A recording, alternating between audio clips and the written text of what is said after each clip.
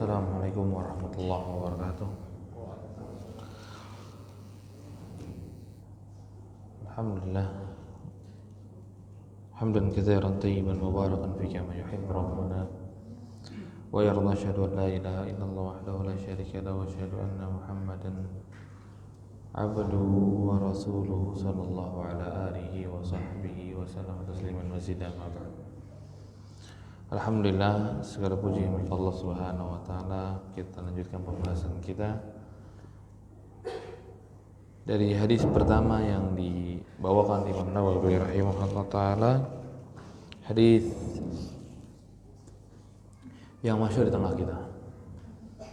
Dan hadis ini yang benar, tidak ada asbabul wurudnya. Kan hadis itu disebutkan asbabul wurud, kalau Al-Quran kan disebutkan asbabun nuzul. Jadi nggak ada sebab Rasul Shallallahu Alaihi Wasallam menyebutkan ini, karena ada sebagiannya itu membawakan kepada seorang sahabat yang hijrah ke kota Madinah karena ingin menikahi fulana. Nah, bukan. Itu kasus lain. Itu tidak ada kaitannya dengan kasus ini atau dengan sabda Rasulullah SAW.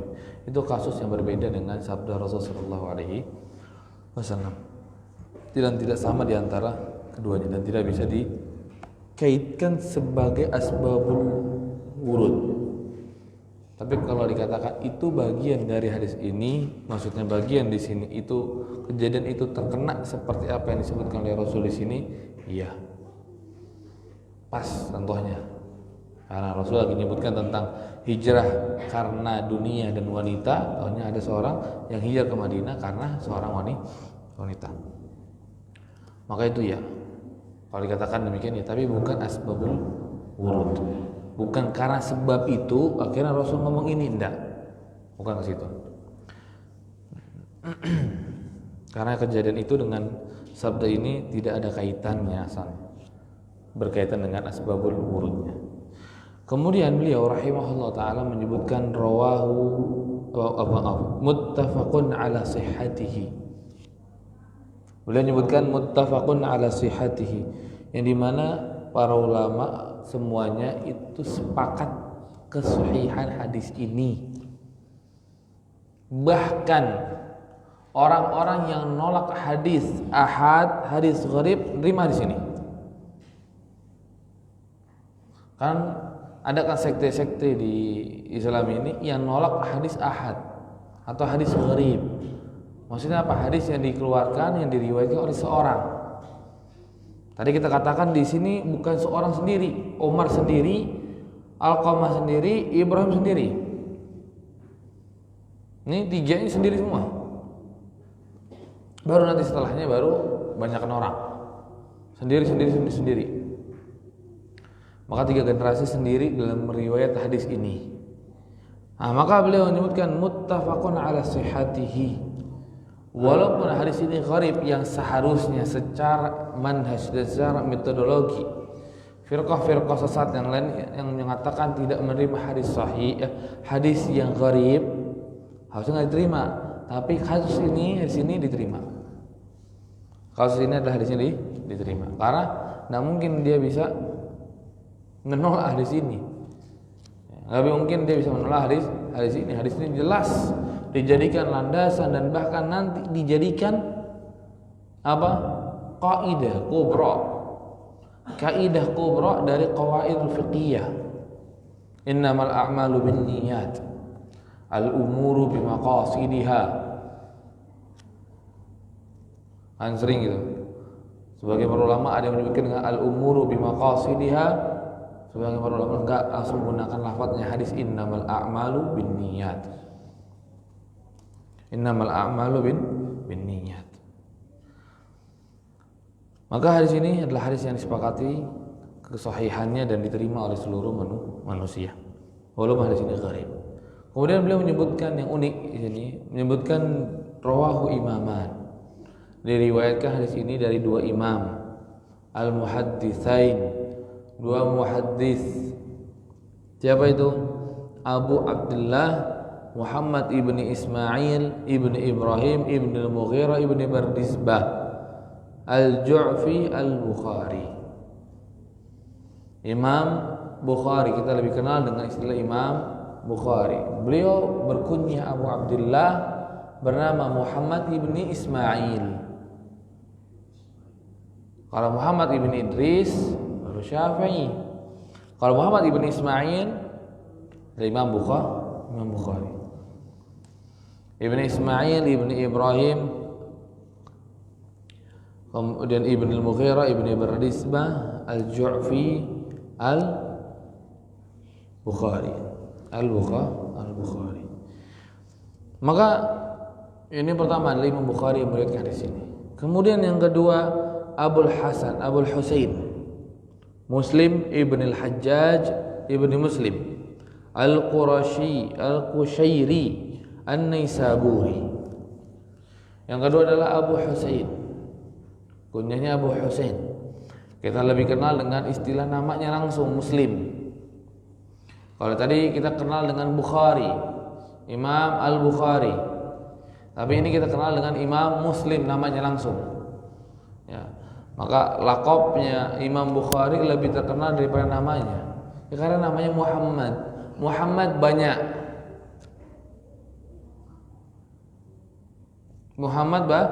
Banyak. Maka lebih terkenal dengan namanya langsung. Dengan lakopnya langsung atau penisbatan kepada daerahnya itu Bukhara. Ini Al-Bukhari. Kalau Muslim kepada namanya langsung Muslim. Ibni Hajjaj. Apakah ini maksudnya adalah Hajjaj ibni Yusuf? Maka jawabannya bukan. Hajjaj ibni Muslim.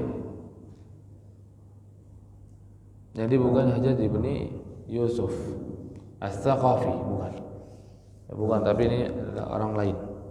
Muslim ibn al-Hajjaj ibn Muslim Al-Qushairi An-Naisaburi.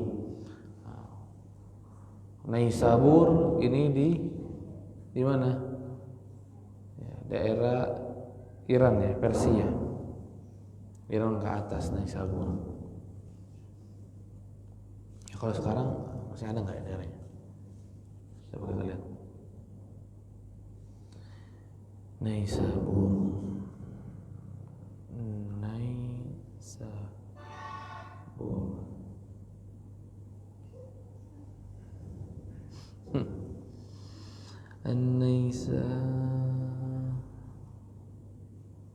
Oh, masih ada. Coba Naisabur Iran kan? Di atas di Persia. Dia dekat dengan Turkmenistan. Di atas dia. Bukhari ke atas. Di Turk atau di Uzbekistan atau di Kazakhstan. Mungkin dia di era Persia. Kemudian radhiyallahu anhuma, semoga Allah Subhanahu wa taala meridhai keduanya, fi sahihaihima alladzaini huma asahhul kutub al-musannafah. Maka beliau menyebutkan dua imam ini meriwayatkan di dalam kitab sahihnya mereka, yang dimana kedua kitab sahihnya adalah asahhul kutub al-musannafah, kitab yang paling sahih yang pernah ditulis selain dari Al-Qur'anul Karim. Maka Sahih Bukhari dan Sahih Muslim adalah yang paling sahih. Dan sepakat para ulama, asahhul kutub ba'da kitabillah Sahih Bukhari dan Sahih Muslim. Makanya ketika kita mendapatkan hadis dikeluarkan muttafaqun alaih, maka pasti sahih. Atau dengan istilah yang lain, ada muttafaqun alaih, atau istilah yang kedua adalah akhrajah, maka juga pasti sahih. Muttafaqun alaih maksudnya adalah hadis yang dikeluarkan itu sama-sama rawinya di sini ada sahabatnya sama antara Imam Bukhari dan Imam Muslim, maka dikatakan muttafaqun alaih. Jadi Imam Bukhari, contohnya dari sini Imam Bukhari kan menyebutkan nama Umar.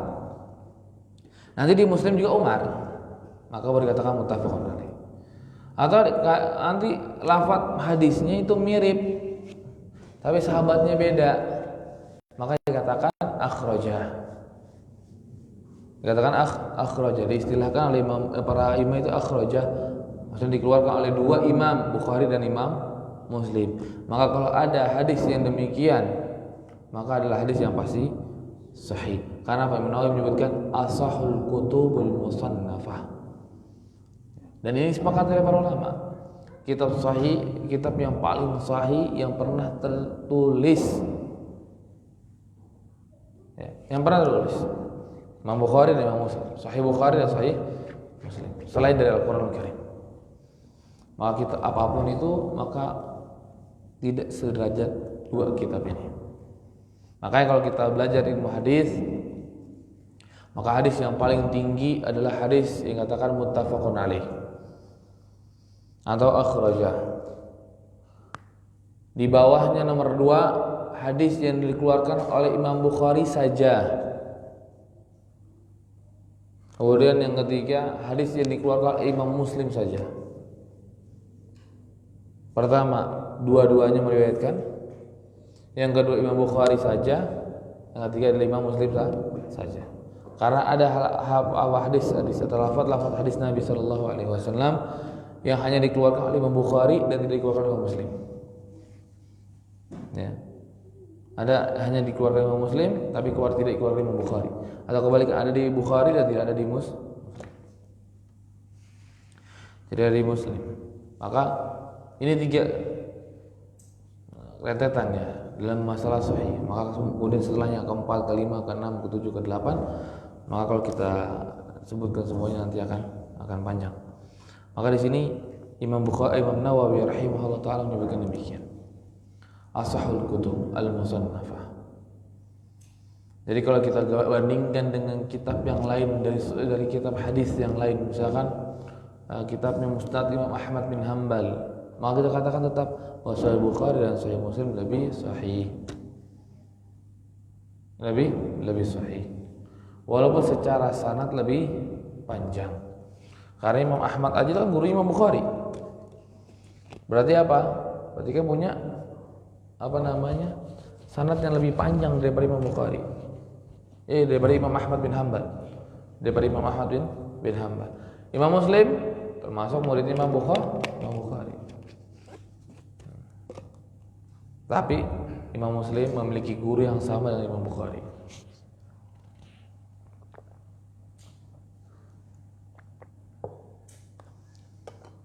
Ya, maka ini hadis yang pertama. Imam Bukhari memasukkan hadis ini di banyak kitabnya, di dalam beberapa kitabnya. Sahih Bukhari di dalam bab-babnya, di dalam beberapa babnya. Dan yang sangat besar adalah di hadis pertama. Jadi Imam Bukhari pun memasukkan hadis ini adalah hadis pertama. Karena Sahih Bukhari pertama adalah Badiul Wahyi, permulaan wahyu. Permulaan wahyu dimasukkan adalah hadis ini, innamal a'malu binniyat. Hadisnya ini. Masya Allah nanti perbuatan Imam Bukhari rahimahullah. Badiul wahyu, wahyu permulaan wahyu, tapi masuknya hadis innamal a'malu binniyat, dan juga di dalam bab-bab yang lainnya. Begitu juga Imam Muslim memasukkan hadis ini di dalam kitab Imarah, ya, di dalam bab dalam kitab Imarah. Dan penamaan bab dari Sahih Muslim adalah penamaan dari murid-muridnya. Jadi asalnya Imam Muslim nggak ngasih nama bab. Yang ada sekarang nama bab-bab dari kitab Sahih Muslim itu penamaan imma Qadhi Iyad, atau yang kedua adalah Imam Nawawi rahimahullah ta'ala. Jadi salah satu kebaikan Imam Nawawi memberikan nama bab dari kitab Sahih Muslim. Yang pada hari ini kita maka membaca Sahih Muslim lebih mudah. Karena apa? Sudah ada bab per hadisnya. Kalau enggak, bab nggak sebutkan babnya apa. Makanya para ulama tidak berhujjah dengan nama babnya Muslim karena nggak ada namanya emang. Kalau Imam Bukhari kan berhujjah kan. Kayak Imam Muhammad bin Abdul Wahhab di dalam kitab Ushul Salasahnya kan nyebutkan bab al-ilmu qabla qawli wal amal. Karena Imam Bukhari terkenal fikihnya itu dalam permasalahan nama babnya, nama bab-babnya. Tapi Muslim tidak terkenal. Kenapa? Karena Imam Muslim tidak menulis nama bab. Yang nulis nama bab itu bisa jadi Imam Nawawi atau Imam Qadhi Iyad. Ya, atau Qadhi Iyad. Antara dua imam tersebut yang menuliskan, dua-duanya memiliki penamaan bab mereka masing-masing. Ya, bisa jadi kitab yang kita pegang Sahih Muslim itu yang diberikan Imam Nawawi, dan bisa juga jadi diberikan Imam Qadhi Iyad. Maka ini hadis yang pertama dan tiga ayat yang kita bahas pada hari ini mudah-mudahan bisa memberikan manfaat bagi kita semuanya. Mudah-mudahan di pertemuan yang akan datang kita lanjutkan di hadis yang kedua, ketiga, keempat dan seterusnya di dalam bab al-ikhlas wa ihdharin niyyah fi jami'il a'mali wal aqwali wal ahwal al-bariza wal khafiyah. Ya, mungkin sebelum ditutup ada pertanyaan yang ingin ditanyakan. Ya. Waalaikumsalam warahmatullahi wabarakatuh. Tadi disampaikan ada satu hadis tadi yang disebutkan tentang niat hijrah itu, maksudnya di sekarang banyak yang masalah perkataan hijrah itu, yang maksud hijrah itu sebenarnya apa?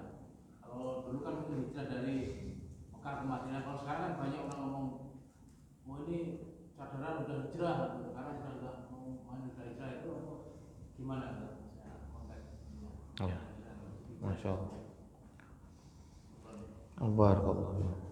Nah, hijrah itu ada beberapa macam. Ya. Kalau kita katakan hijrah yang dimaksud oleh hadis ini adalah intiqal min makan ilal makan. Hijrah kalau dalam hadis ini sedang disebutkan masalah berpindahnya dari satu tempat ke tempat yang lain. Dari tempat kesyirikan ke tempat tauhid, dari tempat kebid'ahan ke tempat yang sunnah, dari tempat maksiat ke tempat ta'ah. Ini asalnya makna hijrah itu ke situ arahnya. Tetapi makna hijrah bukan situ saja. Kan di dalam hadis yang lainnya ketika dikatakan siapa orang yang hijrah, man hajara nafsahu maharamallah anhu. Barang siapa saja yang menghajar atau menjauh dari apa-apa yang diharamkan oleh Allah Subhanahu wa taala, maka itu muhajirin. Maka itu muhajir, orang yang hijrah. Maka dari sini hijrah itu kebagi dua. Pertama, dari pindah satu tempat ke tempat yang lainnya, atau pindah dalam permasalahan amal. Dari amal keburukan menjadi amal ta'ah. Dari maksiat menjadi ta'ah, dari kezaliman menjadi adil, dari kesyirikan menjadi tauhid. Maka itu pun dikatakan hijrah. Ya mungkin yang sering kita dengar, yang pada hari-hari ini kita dengar adalah hijrah dari amal, dari amal keburukan menuju ke amal kebaikan. Dulu nggak pakai kerudung, sekarang pakai kerudung. Ya. Dulu membuka aurat, sekarang alhamdulillah menutup aurat dan bahkan bercadar. Misal. Maka itu dikatakan hijrah. Dari satu maksiat kepada maksiat yang lain. Bukan kepada maksiat yang lain. Dari satu maksiat kepada ketaatan. Ya, dari maksiat kepada ketaatan. Maka itu dikatakan hijrah. Ya, maka tinggal setelah orang hijrah seharusnya lebih gigih dalam belajar. Dalam belajar karena kemungkinan besar ketika dia bisa luput dalam dirinya hal-hal tersebut, hal-hal yang sebetulnya hal yang sangat standar ataupun hal yang mendasar seperti tadi berkaitan dengan kerudung misalkan. Asalnya kan semua orang tahu, wanita tuh tahu. Sebelum fitrahnya dirusak, dia tahu bahwa wanita itu ditutup harus pakai kerudung. Nggak boleh enggak. nggak ada istilahnya baju kesopanan, enggak. Ya, harus pakai kerudung, tutup, tahu. Karena kita ada kecil, coba kita lihat anak-anak kita pada kecil ini. Bahkan orang-orang awam, apa? Anaknya masih kecil, masih 2 tahun, 3 tahun, perempuan itu sudah pakai kerudung. Bayangin. 3 tahun sudah pakai kerudung. Kenapa? Emang asalnya itu tahu gitu. Bahkan orang tuanya nggak pakai kerudung, anaknya dikerudungin. Ya, kan gitu. Ya mudah-mudahan Allah Subhanahu Wa Taala mudahkan kita untuk senantiasa berhijrah dan terus berhijrah. Dan untuk hijrah dari Mekah Madinah sudah tidak ada. Antara kata Rasulullah, la hijrata ba'da fath. Tidak lagi ada hijrah setelah Fathul Mekah. Maksudnya hijrah dari Mekah ke Madinah. Karena Mekah sudah jadi negeri Muslim. Itu maksudnya. Dari negeri Mekah ke Madinah udah, itu maksudnya. Tapi selain itu Mekah terus berjalan. Ketika kita hidup di negeri kemusyrikan, maka kita hijrah ke negeri lain.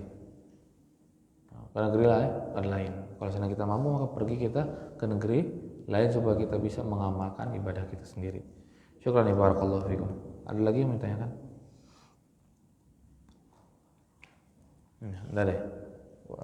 Mudah-mudahan kita dimudahkan oleh Allah Subhanahu Wa Taala untuk bisa ikhlas dalam ibadah kita, dan juga hal yang penting bagi kita pada hari ini adalah insyaallah nanti malam akan terjadi gerhana bulan. Semoga gerhana ini bisa terlihat ya, supaya kita bisa melaksanakan ibadah sunnah yang mungkin jarang dilakukan dan jarang diperhatikan oleh manusia. Dan mudah-mudahan kita semua bisa melaksanakan ibadah itu ya. Bisa kita sholat gerhana dan juga mendengarkan khutbah dari khatib. Karena ini sangat jarang, dan tata cara ibadahnya itu, sholatnya ini berbeda dengan sholat yang lain. Maka penting bagi kita untuk mengingat kembali atau menghadiri gerhana ini, sholat gerhana dan khutbah gerhana ini. Ya, karena ini ada perkara yang penting yang harus kita hadir sebetulnya. Karena apa? Kita jarang hadir, supaya kita nggak kaget. Supaya nggak kaget. Walaupun ini gerhana bisa jadi di jam 12-an, ya, jam 12 malam. Ya, mudah-mudahan di daerah sini ada yang melaksanakan sholat itu ya. Mudah-mudahan. Kalau enggak mungkin bisa jalan sedikit lebih jauh untuk bisa menghadiri sholat gerhana. Tapi apa gerhana? Ketika kita sudah melihat, fa idza ra'aitumuhu fasallu. Kalau misalnya kita sudah lihat, maka kita sholat. Tapi kalau nggak lihat, maka nggak sholat. Maka ini ibadah yang sangat menakjubkan. Ibadah yang sangat menakjubkan apa? Karena mengumpulkan manusia secara spontan. Dan semua manusia berkumpul untuk melaksanakan ibadah kepada Allah Subhanahu Wa Taala. Syukran ya barakallahu fikum. Assalamualaikum warahmatullahi wabarakatuh.